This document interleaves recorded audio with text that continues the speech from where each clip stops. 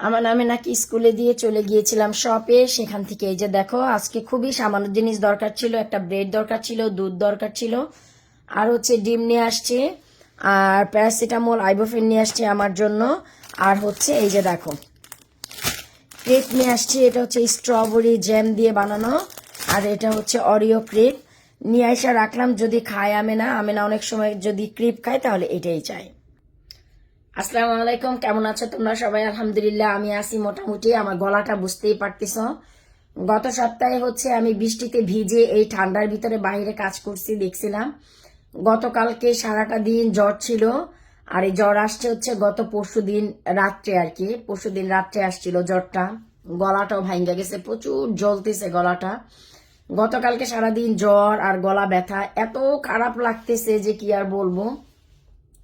আমেনাটারও শরীর ভালো না। আমেনা হচ্ছে স্কুল থেকে ভাইরাস নিয়ে আসছিল, যেহেতু স্কুলে বাচ্চাদের এখন ঠান্ডায় সবারই কম বেশি ভাইরাস হচ্ছে। আমেনা বুড়িরও জ্বর, তার ভিতরে মনে করো যে স্কুলে দিয়ে আসতে হয়েছে। কিচ্ছু করার নাই, এই দেশে জ্বর ঠান্ডা আর হচ্ছে তোমার কি বলে টনসিল, এগুলো যদি হয় এগুলি কোনো রোগ না। তোমার জ্বর হোক ঠান্ডা হোক টনসিল বড় থাকুক, স্কুলে যাওয়াই লাগবে। আমেনা বুড়ির শরীরটা ভালো না। আমার গতকালকে জ্বর ছিল, সারাটা দিনে জ্বর ছিল, এখন নাই। এখন হচ্ছে গলা যে পুরো ঢর পুরা জ্বলতেছে, শিলা গেছে। গতকালকে কিচ্ছু রান্না বান্নাও করি নাই, মানে খাওয়ার মতন। আমার আমেনাদের জন্য হালকা কিছু করছিলাম, ওটা গতকালকেই শেষ।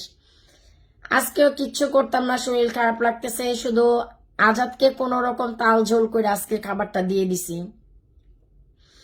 আগামী 4 দিনের জন্য, এই যে কালকে মঙ্গলবার থেকে শুক্রবার পর্যন্ত খাওয়া নেওয়ার জন্য আজাদের জন্য কিছুটা একটু রান্না করে দিব। আমি মনে করো আমার কালিজিরা ভর্তা বানানো আছে, ওইটা দিয়া দুপুরবেলা হালকা একটু ভাত খাইয়ে নিব আমি। আমিনাকে একটু আলু ভাজি করা আছে, একটু আলু ভাজি দিয়ে আমিনাকে খাওয়াই দিব। আমানকেও তাই দিয়ে দিব, আলু ভাজি দিয়ে ভাত খায় ফেলবে, সাথে একটা কাবাব হয়তো বা ভাইজা দিব।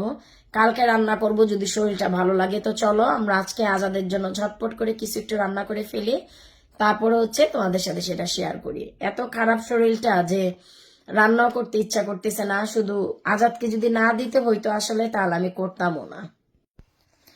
সিম্পল আর শর্টকাট যেটা আমি এখন করতে পারি সেটাই আজাদের জন্য করে রাখবো। আসলে এত খারাপ লাগতেছে, যেহেতু ভালো ভালো ভিডিওগুলো তোমাদের সাথে শেয়ার করি, ভাবলাম কেন আজকে না।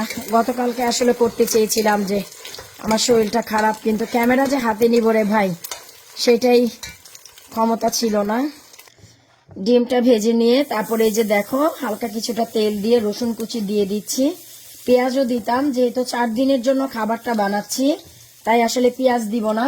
এতে করে কিন্তু একটা খাবারে গন্ধ তৈরি হয়ে যায়।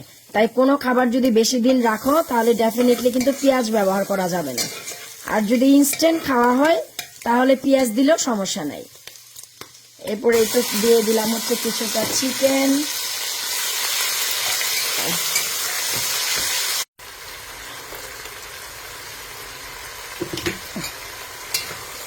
একদমই ভালো লাগতেছে না গো। এরপর ঘরে যেই সবজি আদি ছিল সেগুলি দিয়ে দিচ্ছি।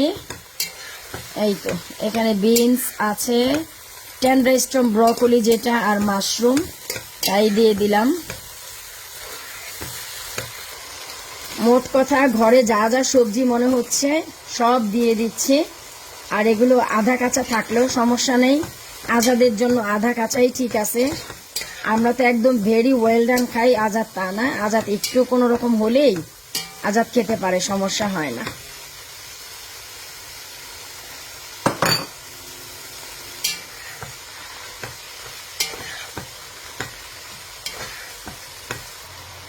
এরপর হচ্ছে খুবই সামান্য ভাত দিছি, কারণ আজাদ যেহেতু ভাত কম খায়।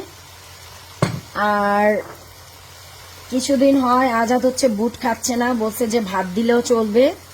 তো এই যে দেখো খুবই সামান্য দিছি, নাই তো আবার ভং ভং করতে থাকবে, বোঝো না।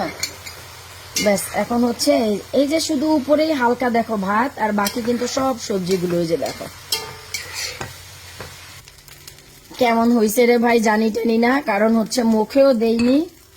কারণ এর খাবারে লবণ দেওয়া যায় না, এটা দেওয়া যায় না, সেটা দেওয়া যায় না, তাই আমি আসলে টেস্টও করি না। যে কেমন হয়েছে। যেমনই হয়েছে আজাদেরটা আজাদ খাবে, ব্যাস শেষ। শর্টকাট আসলে আমার কাছে মনে হইলো এটাই বানাই রাখি আগামী 4 দিনের জন্য। আজকেও আইসা আজাদ এটাই খাবে, কারণ ঘরে কোনো খাবার নাই।